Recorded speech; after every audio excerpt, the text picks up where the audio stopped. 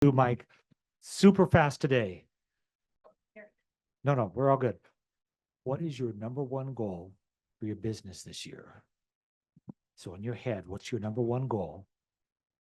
And then with that in mind, what's the important habit that you need to implement that'll help you be more successful or help you reach that goal? Because it's goal setting and all the things that we do, it's always about the habits that we're involved in. And so if one of my goals is to reach out to my SOI, one of my habits should probably be actually pick up the phone, pick up, to text or email or call them. So, and I'm using silly examples, but be surprised how many people won't call their or contact their SOI. Cameron, am I wrong on this? Oh, okay. It's amazing how heavy these phones can get when it comes to, can't quite get it to my ear when I'm trying to talk to someone. So anyway, and then go do that. That's all I got. Awesome. Awesome. Thanks, Dean. All right, Austin. Yep. Pass the mic.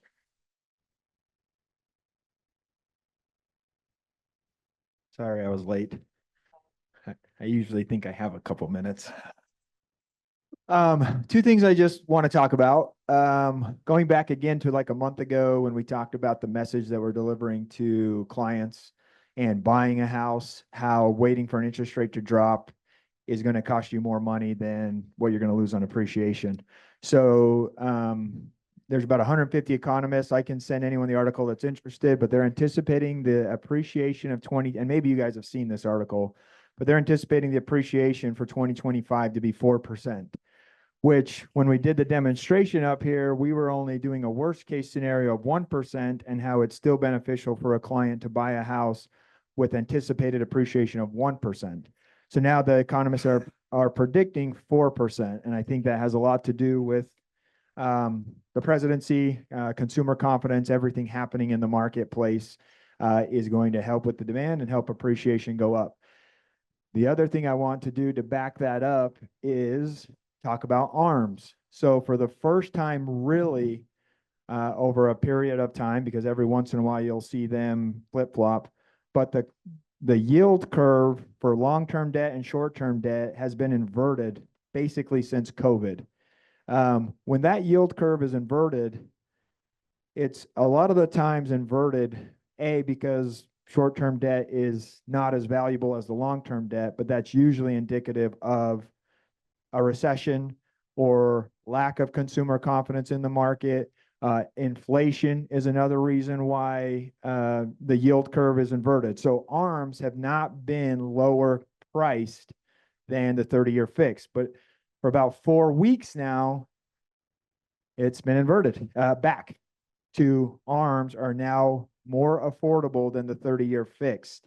And I just wanted you guys to understand what that really means is consumer confidence is about as high as it's been in 4 or 5 years. The potential for a recession or the risk, I should say, of a recession is now minimal. Inflation these are all factors that go into why the short-term debt becomes more valuable and there's a higher demand for it. And again, like we talked about last week, when there's a higher demand for a certain kind of debt, it drops the rate that's actually offered, right? And so all these reasons are indicative that we're going to have a good or I shouldn't necessarily say a super good economy, but the markets basically tell all, and the fact that they're now back to where ARMs are more affordable and they're great options for your clients too, because we've got really good 7-year ARMs, 10-year ARMs, 5/1 ARMs. FHA has always been a great 5/1 ARM.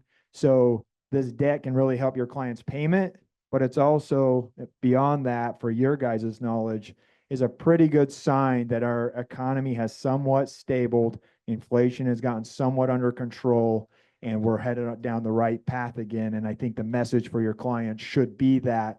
And again, with the predictions of appreciation on house prices of 4% on an average price of 600,000, your clients will save 24,000 from buying now versus the end of the year waiting for a rate to drop. So any questions on that? This is a lot of information. Just good things. Good. ARMs are cheaper than long-term debt again. So that's a good sign. Awesome. Thanks, Austin. Always full of knowledge. All right. We're actually gonna do Austin. Where's Dean? All right, well, him and be left. Okay, we're gonna do listings. So let us know if you're here. Ryan Johnson, this is in Spanish Fork. Peter Morkel, Salt Lake, 349.9. Okay, Scott Heaton, this is Eagle Mountain, 490. Corey Cooper, this is in Saratoga, 512. Bronson Gomez, this is in Provo, 525. Yeah, it is a duplex, multifamily. Okay. Mason Barney, this is in Orem, 525. Single family. And then Sue Ann Hoffman, this is in Bluffdale, 729.9. Angie Fisher, Highland, 750. Single family house. Okay. Awesome. Great listings, guys. Okay. We'll turn the time over to Cameron. Yay, Cameron. Woo, woo, woo. Always.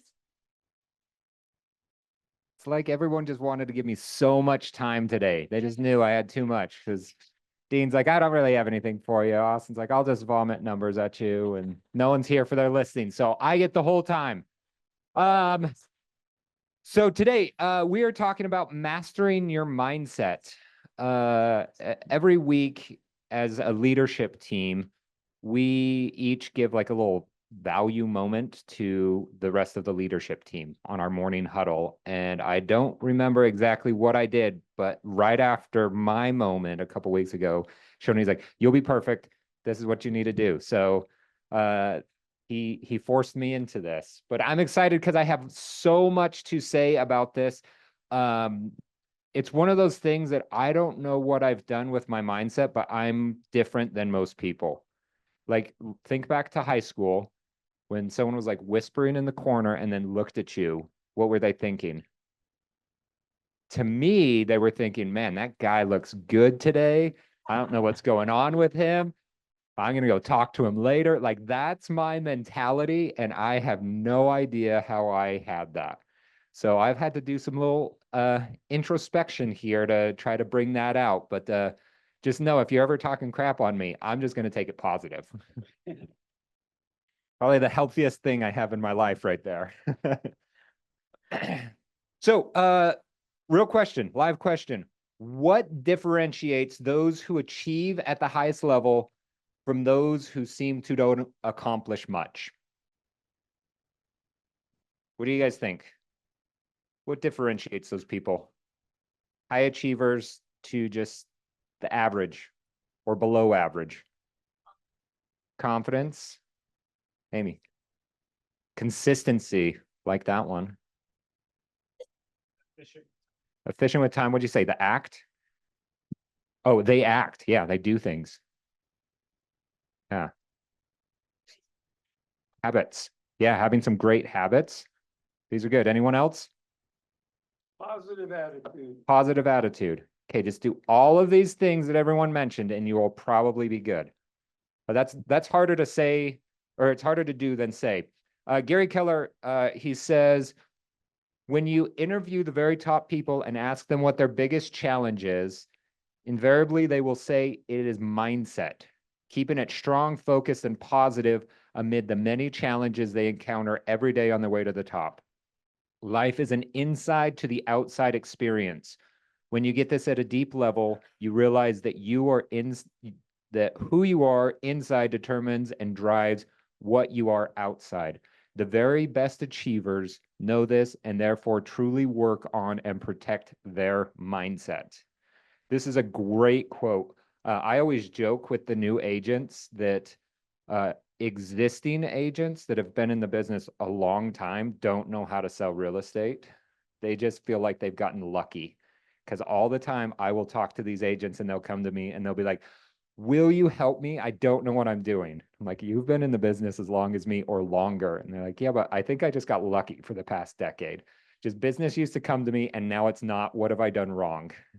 And it's all in their head. It's that mindset piece that they don't have a system, they don't have a process, they don't have something that they know will cause business, so they don't know if business will come again. So it all starts with the inside, that Gary says. Let's watch a quick little TED Talk here. It's like 4 minutes or something. Real good.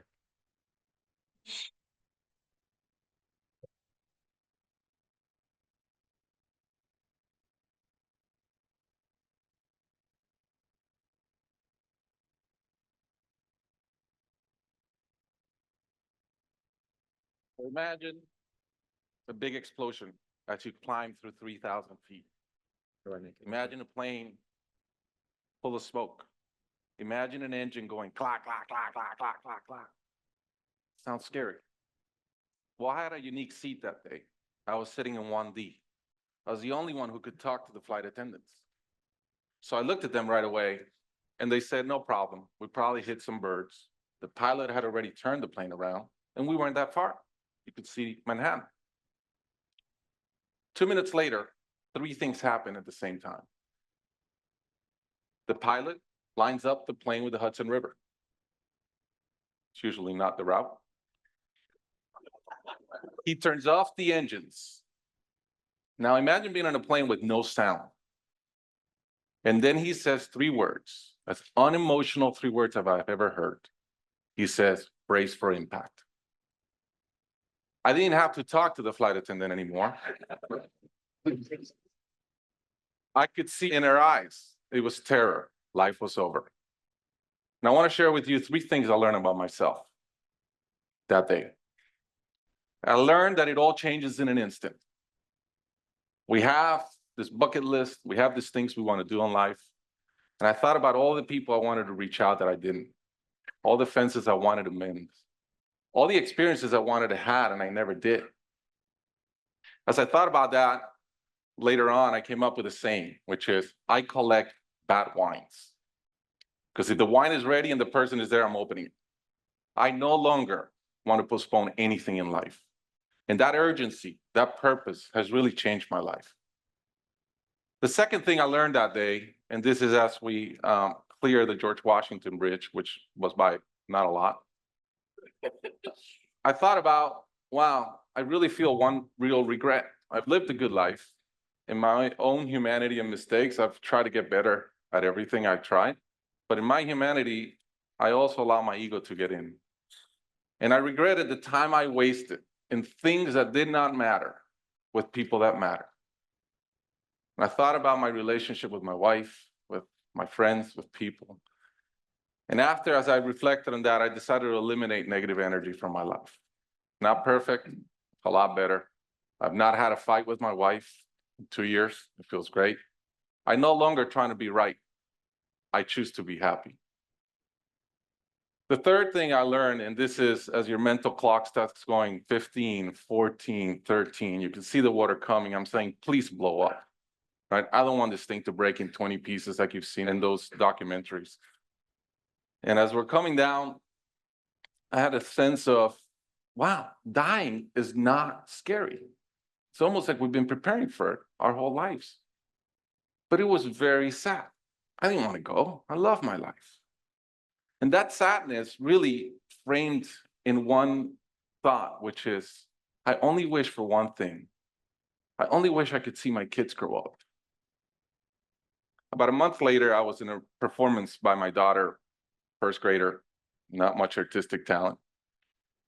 Yet. And I'm bawling, I'm crying like a little kid. And it made all the sense in the world to me. I realized at that point, by connecting those 2 dots, that the only thing that matters in my life is being a great dad. Above all, the only goal I have in life is to be a good dad. I was given the gift of a miracle of not dying that day. I was given another gift, which was to be able to see into the future and come back and live differently. I challenge you guys that are flying today. Imagine the same thing happens on your plane, and please don't. But imagine, and how would you change? what would you get done that you're waiting to get done because you think you'll be here forever? How would you change your relationships and the negative energy in them? And more than anything, are you being the best parent you can? Thank you.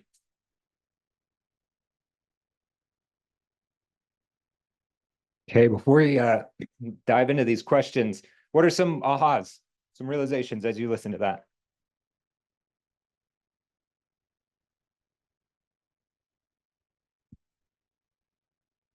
I really like how he said, don't postpone, but have urgency. Don't postpone, have urgency. I'll get to that later. I know it's important, but I gotta do this first. We focus on like the grains of sand in the bowl versus the stones. Yeah, I have a task list that I do, and I have a some days project. And I have yet to reach a day where I can look and do anything from my someday list because there's no urgency around them. It's a lot of good ideas there, though. I saw a hand over here. John, what were you saying?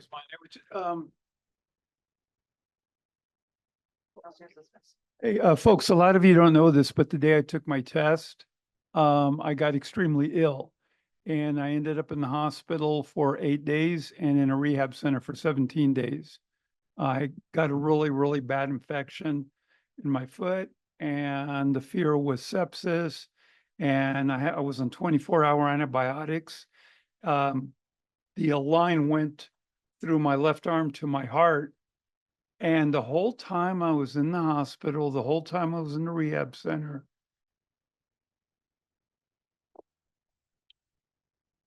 the one thing that really mattered was to get back and pass my test. So my KW family was there to see me through a very difficult time. I got phone calls from many of my friends here. Susie came and visited me, and I just knew that my purpose was to get back and take the part of the test that I failed and start my new life and my new career. And I kind of had the same, I really related with what he was saying about that moment where it's like a moment of truth. Like, you know, what matters and stay positive and get through it. And I did. Here I am. Thanks, John. So the questions that he asked in this, how would you change? Right? If you took a flight and it crashed and you survived, miracle. Side note for the systems oriented people, the pilot had a system to make sure if there was ever a problem, he had a solution. His system was when he got in with his crew, he would go over random scenarios. Hey, what would you do if we hit a flock of birds as we take off? And they would discuss and have a plan. And then it ended up happening one time. So he already had like a solution for what he would do. So interesting little system. What would you do that you're waiting to get done because you think you would be here forever?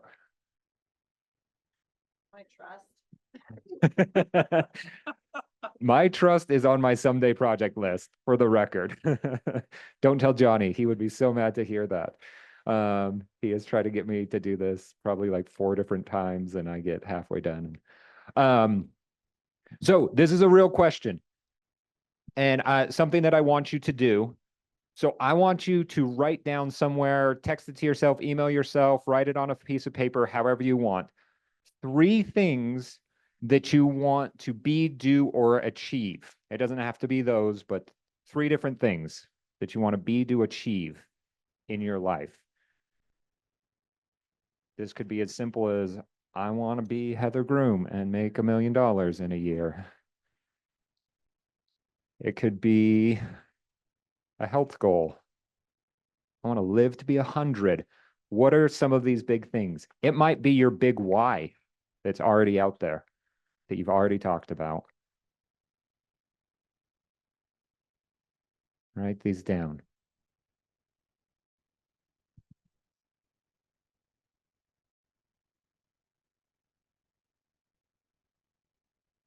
He mentioned his big thing was just be the best dad. Do you want to do that? Do you want to be financially free? Zero debt. Sounds so nice.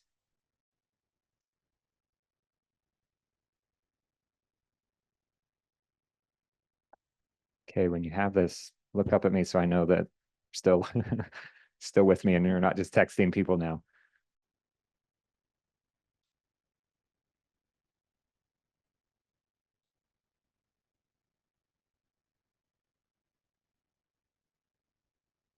So when you have your 3, I want you to narrow it down to 1. One that would be like, if you just accomplish that and not the other 2, you would have the most amazing future. Or you would be happy, right? Which is the one thing that you want. Maybe you're like, maybe I don't need to make $1 million because Heather worked a lot last year. I don't want that.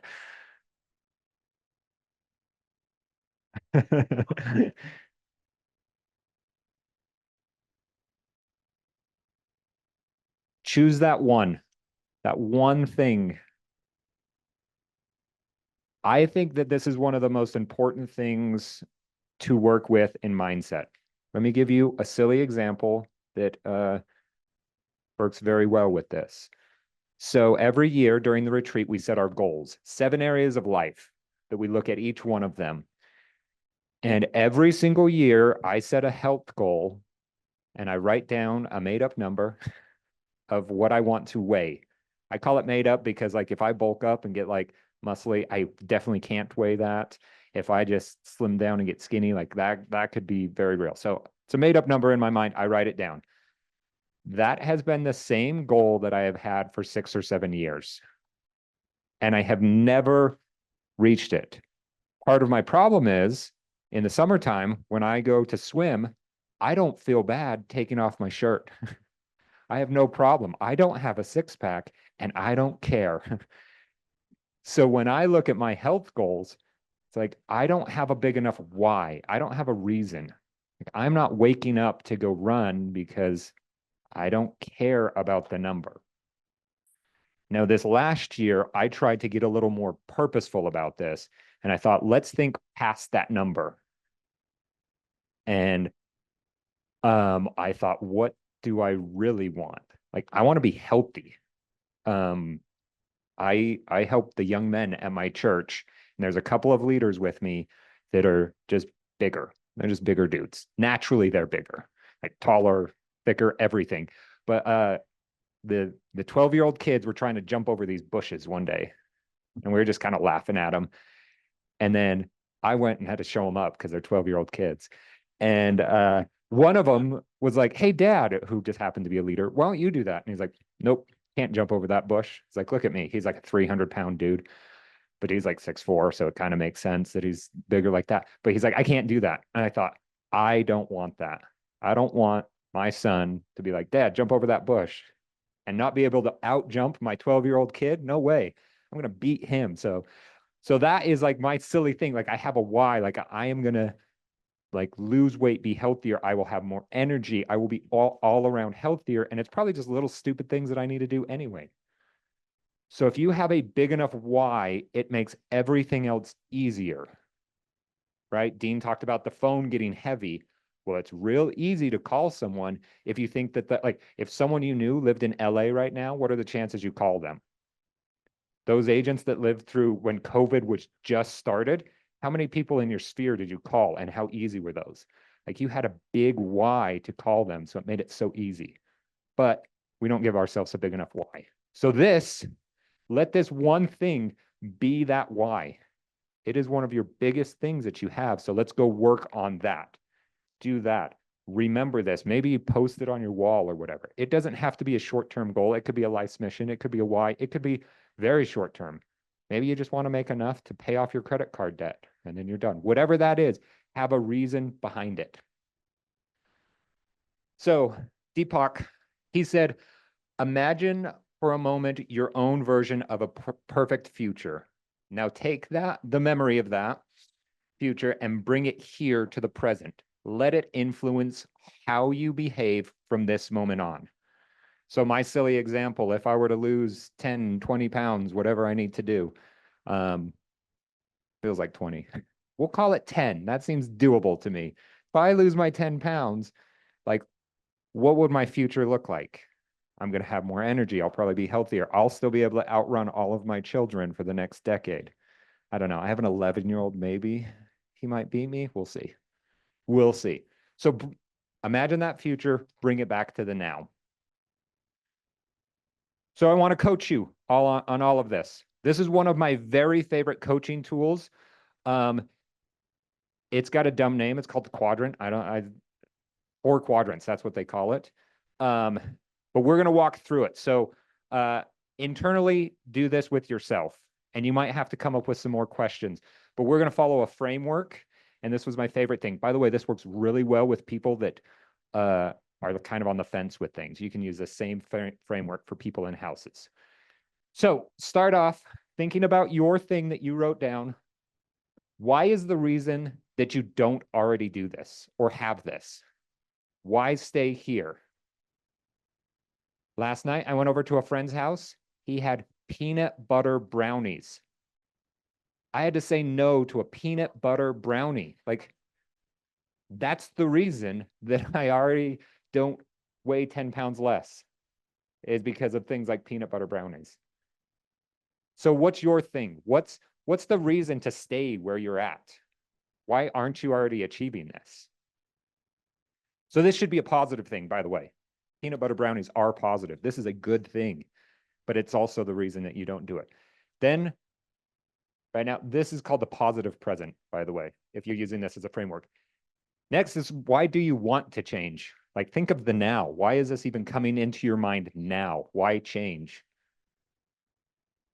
I feel like the older I get, the harder it's going to be to lose weight, but right now I could probably lose weight and keep it off easier. So now is the time for me. If you want to get financially free, why would you do that now? 2025 could be a lot easier if you didn't have debt. Those kind of things. What is the reason? So this is a negative present. What is causing you to change right now? Then we're going to hang out in this zone. I call this the negative future. Imagine if you walk down this path exactly the same. What does your future look like if you don't achieve this goal? Let's say you don't even work towards this goal. You keep going down. How would that affect your business? How would it affect your life? How would it affect others in your family? Let's keep going with my silly example. Lose 10 pounds. How does that affect my family? Well, one day, my kids are going to beat me at sports.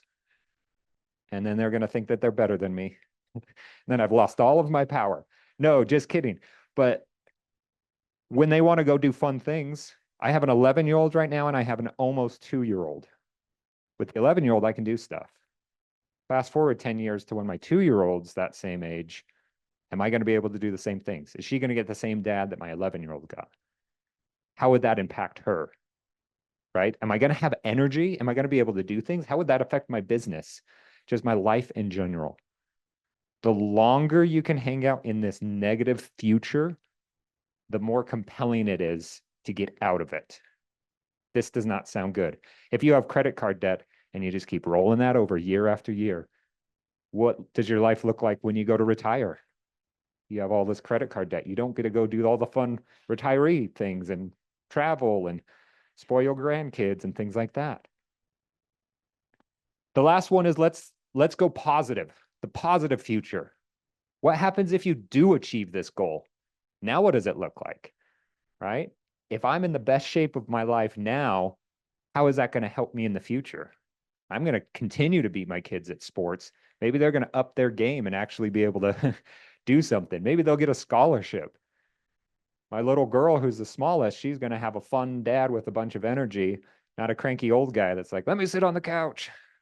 Which, by the way, I did that yesterday when we were sledding after a few times up and down the hill. I was like, leave me alone. I'm cold. Give me another slice of pizza. Real stories. So think about the positive future. Let this resonate with you.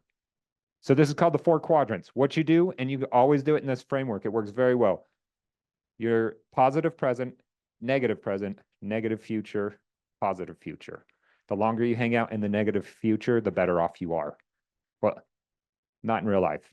In this example, the more you think about it, the more it's going to propel you forward. So someone who doesn't want to buy a house, there's a positive reason why they're not. There's a negative reason why they're not right now. There's a negative that would happen to them if they don't. There's a positive if they do.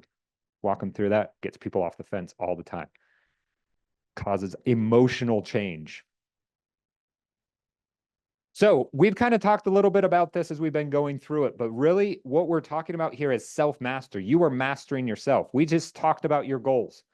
You wrote down a goal. Next, we need to talk about your strengths and your weaknesses, and then know how to work with both your strengths and your weaknesses to seek and master the necessary knowledge, skills, habits to reach your goal. What are you already good at? Right? The example that I always like here is imagine that you have a kid that's really good at math, really bad at English. When they're in high school, what tutor do you get them? An English tutor. Everyone says English tutor, because then that's going to bring up their weakness. What if you got them a math tutor when they're already good at math? What would happen to their future? They're probably going to be great at math, probably go into engineering, something like that. If they're just on par with math and you hire them an English tutor to bring them up with on par with English, then they're just on par with everything. They're not great at anything, right? We all know that in the business world, you don't need to do everything, right? Could you imagine if I told Novalee she had to prospect like Shoni does every day?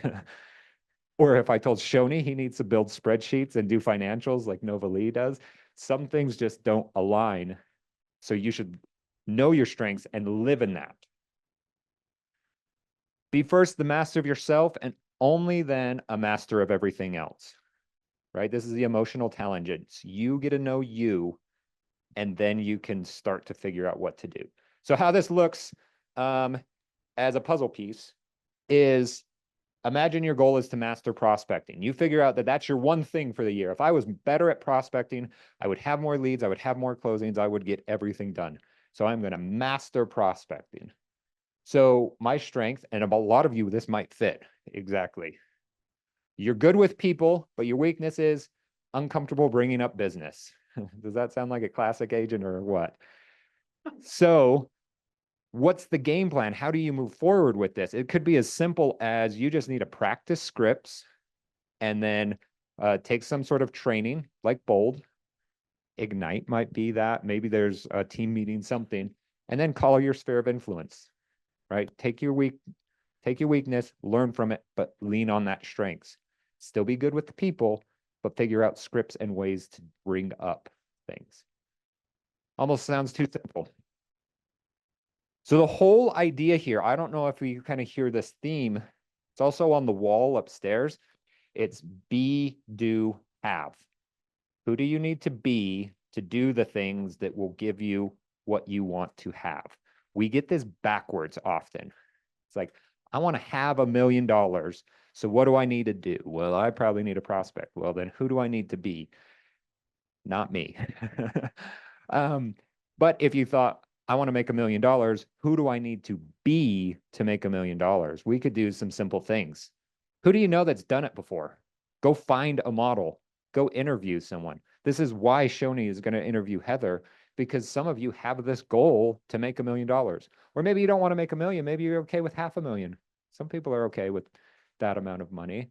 So who do you know that's done it before? Let's go talk to those people. Let's find a model. Let's figure out what they're doing and what they have done, but more figure out who they are. I don't know if you guys know how many people Heather Groom talks to in a day. She's constantly on the phone. She's constantly talking. Clay Winder closes a bunch of deals.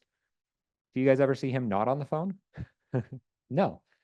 It is a correlation there, right? Causation, correlation. That's the one I wanted. They are talking to a lot of people. So do you need to just be a person that is talking to everyone? Maybe. Who do you need to be to do that same thing? Think about the be first.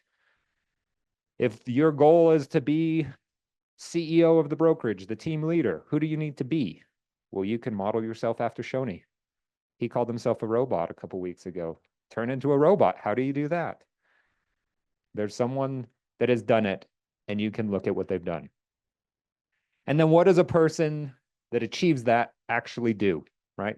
Cameron mentioned this. Take the action. It's not enough to have the plan and to get the knowledge. You need to take the action. When I was a teenager, I taught swimming lessons. And I always told everyone, but then my wife, I'm not teaching my children swimming lessons. Not for the fact that they don't listen to me and they'll probably drown, but for the fact that they will probably learn more in this like challenge mode that they're in, right? Like imagine putting your kids in swimming lessons and for the first 3 weeks, they're in a classroom. You'd be like, why am I giving swimming lessons? They're not even in the water. Well, we often do that to ourselves. We take too much knowledge and learning and all of this time. We need to sometimes just jump in. The kids that learn the best at swimming lessons are the kids that don't listen to the teacher, but are like half drowning, half surviving, jumping off the bottom of the pool. They learn how to swim. You need to just jump in and go and do sometimes. Sometimes you need a plan. Sometimes you need a knowledge. If you're going to lose a bunch of money if you do it wrong, don't jump in. Get a little bit of knowledge, but then you need to jump in. Maybe that's where you partner with someone that's done it before. So this is another very popular coaching model. It's called the GROW model. If anyone ever hires a coach, Keller Williams MAPS coaching, this is like 90% of what your calls will look like. You just won't know it. So I'm letting you like peek behind the curtain here. You will have a goal. It's either going to be a long-term goal or just a goal for the week. They will ask you where you are right now. What are your obstacles or opportunities? And then what's your way forward? So if you were to coach yourself, you all wrote down some sort of a goal here. Where are you? The more specific you can be, the better. If you're like, I want to get out of credit card debt, write down a real number, not the number that you tell yourself or that you don't look at in your bank account, or that number when your spouse is like, how much debt do we have? And you make up a number to feel a little bit better. Not that number, a real number. If you want to have closings, write down exactly what you did last year and figure out where you're at, because there is a gap. The difference between this goal and the reality is your gap, and that is where you need to focus. That's where your obstacles and opportunities will lie. Then when you talk about these obstacles and opportunities, it is going to bring a way forward. So you know exactly where you need to do. Sometimes it's just talking through this is what brings it out. Often my coaching calls where I'd say, what's your goal? Where are you at today? What's stopping you? And then I would just shut up and they would talk for like 20 minutes about all their different ideas and thoughts and everything that's going on. I'd be like, that's so interesting. And then they'd keep going. Like this, if I got paid per word, it was like $100 a word on some of these calls. It was crazy. And then at the end, it'd be like, it sounds like we have a plan to move forward. And they'd be like, yep, I'm going to do this and this and this. I'm like, I did nothing. So I try to make ChatGPT do this for me. It's not as good, but it works. So as you have your goal, as you know where you are right now, let's figure out that gap and talk about that. What obstacles are you going to run into? Right? If I want to lose 10 more pounds, I'm going to run into days where we have Gandolfo's for lunch, and it's probably not so good to get a sandwich and chips.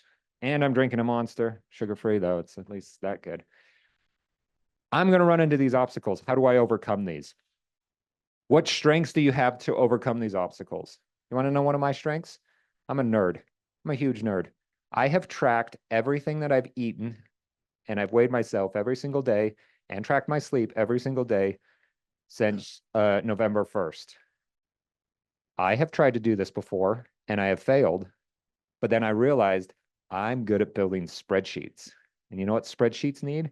They need numbers.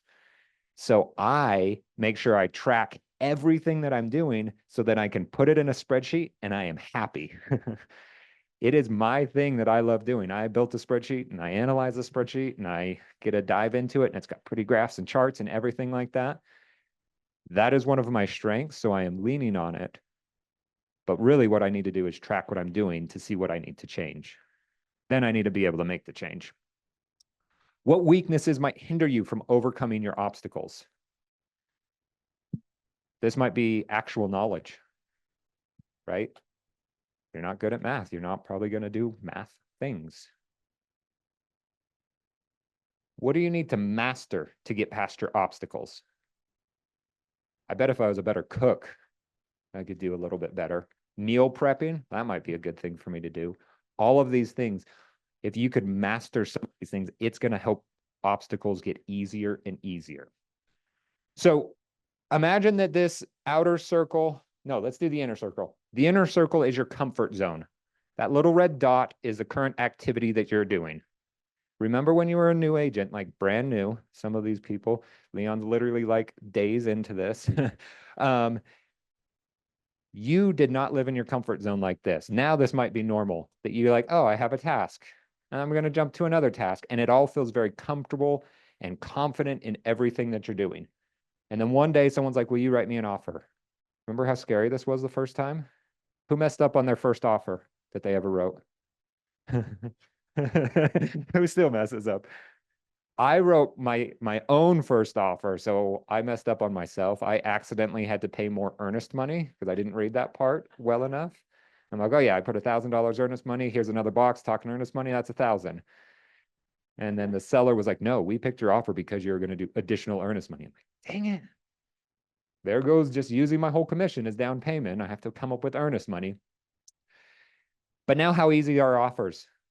It's almost as if your comfort zone has grown to encompass these current things that felt so difficult one day. So the next time that you're putting yourself outside your comfort zone, what is going to get you to grow? How are you going to grow into that? Is it consistency? Someone mentioned. Is it you challenging yourself, like you jumping in the pool, not knowing how to swim? Maybe have some safety nets if that's what you're going to do. Do you need the education? Do you need a podcast, a book, something like that? So I suggest to build a growth plan. This can be around your strengths to get them stronger. This can be around your weaknesses to hide them. The greatest part about business, though, is it's real easy to hire someone that's good at your weaknesses, right? Gary Keller always tells agents your first hire should be an admin, because most agents that need an admin, or most agents doing business, are not good at the admin tasks. So build a growth plan, strengthen your strengths, do some books, do some trainings, do some podcasts, have some uncomfortable action, cause yourself this uncomfort, and then you will grow. And then I think consistency is the key. If I worked out real hard this week and then took the rest of the month off, we're towards the end of the month. I'm going to take February off too. But then March 1st, I'm back at it for one more week. And then I'll take the rest of March off. Like, how do you think I'd do? Not great. For some reason, we live that. Right? These NFL players, they play one game a week. So they probably don't practice at all. Right? Because they're already playing once a week. They don't need to practice. That's not how it is. That's how we live our lives, like our listing presentation. When was the last time you gave a listing presentation? But when was the last time you practiced a listing presentation? For some reason, we don't practice like professionals. We're just like, I did it last week. I'm still good. Nothing needs to change in my packet, so I can run that again. But we don't practice. We don't get better. So books, trainings, podcasts, uncomfortable action. Go build this out. Plan around this. You have limited time to do all of these things.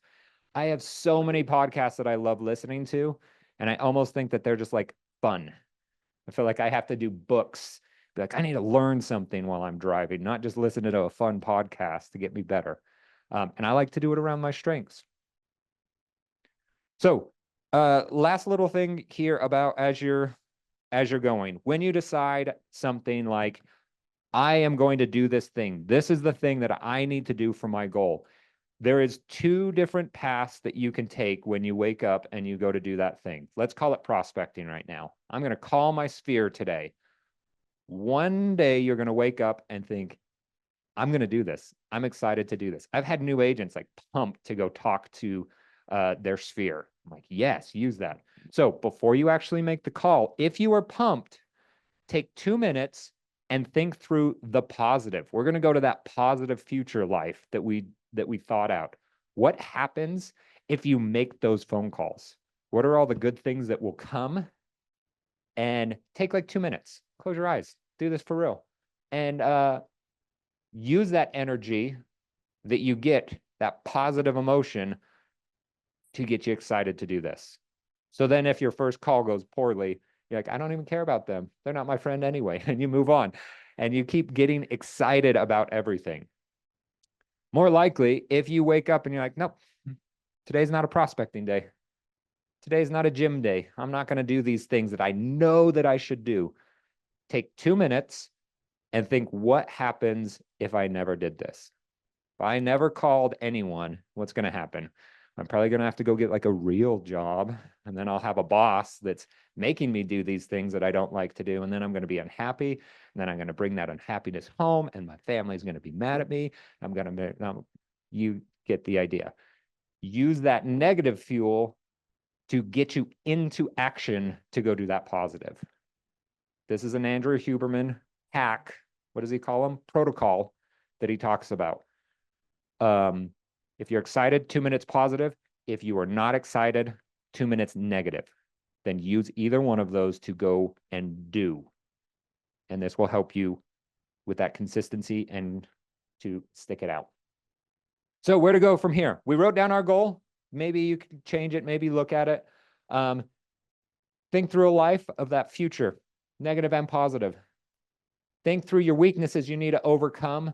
Think through your strengths that you want to strengthen, and then go take action. If you're not taking action, you're doing it wrong. If you're going to a classroom to learn how to swim, you are not getting better at swimming. Same thing with real estate.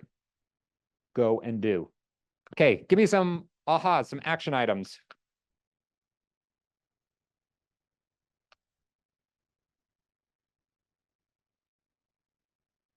Kylie, gotta have a microphone. Thank you. So I really liked the protocol that you just taught us about. I never thought about taking the 2 minutes if I feel positively to think about the outcomes. I've only really thought about talking myself through it if I feel negatively. So I think that's a new habit that I can try to create that will help me be more consistent. Yeah, is that working? Yeah. Just that you can focus on what you are strong at. I get too caught up on focusing on what I really fail at, and, just focusing on what you can do well and making that go as long as you can. I think that's great. You don't have to be too spread out. You can be in your own little niche.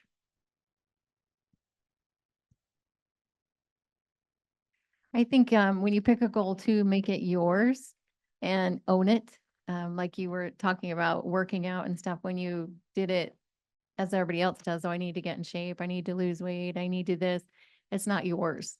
And now you've made it yours and you're owning it. And the end result's still the same, but it's a different direction together. It was a joke that I don't want to own a boat. Like everyone's like, I'd love to buy a boat. No, I don't want to own a boat. I want friends with really nice boats, or I want enough money that when I like snap my fingers, my butler brings up a boat. That's where I want to be. I don't want the boat. I want access to the boat. You did your quadrant with the positives and the negatives.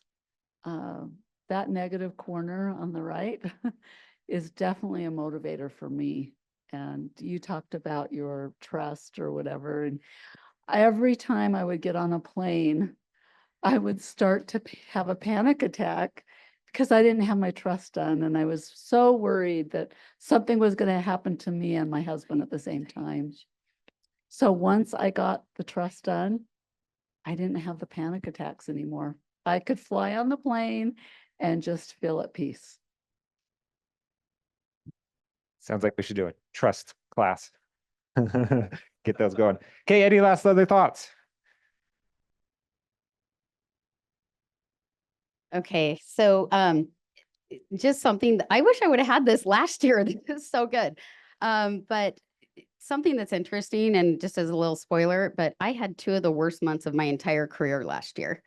And it actually propelled me to then get, instead of at first I went into like fear mode and I'll tell more of my story later, but my husband had been laid off. I had some health problems, and I then had to go into 10X mentality, Shoney's book that he loves, and basically say, I'm still going to do this. I can still do this.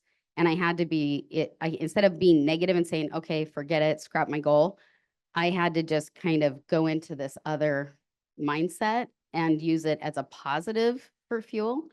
And again, I think that's just something that our mindset's just so powerful, but using that positive energy. So when when we do have a setback, instead of being down on yourself, actually using that in a positive way to say, okay, what can I learn from this? And, now I'm really going to go for it, and I almost had nothing to lose because I'd had 2 of the worst months of my career. So then I went, well, I have nothing to lose. I might as well just go make $1 million, So, so anyway, but I think that I don't think I even realized last year how powerful that would be. And those 2 months actually blessed my life more than anything.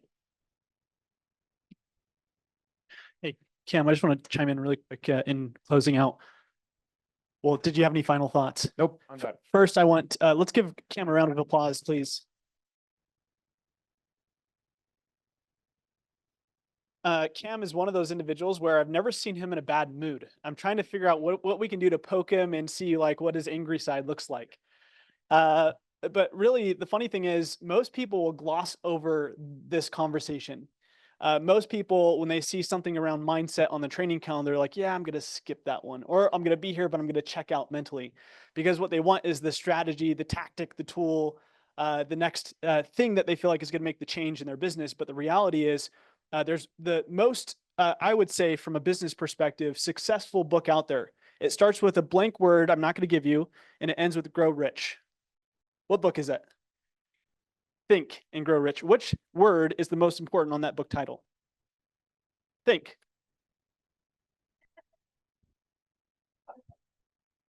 It's funny because the think is the precursor. That's the thing that has to kick off you being able to grow and become rich. And so one of the realities, Heather and I are going to have this conversation next week. Heather grew her business to over 40% last year, which some people would feel like a challenging market to play in right now.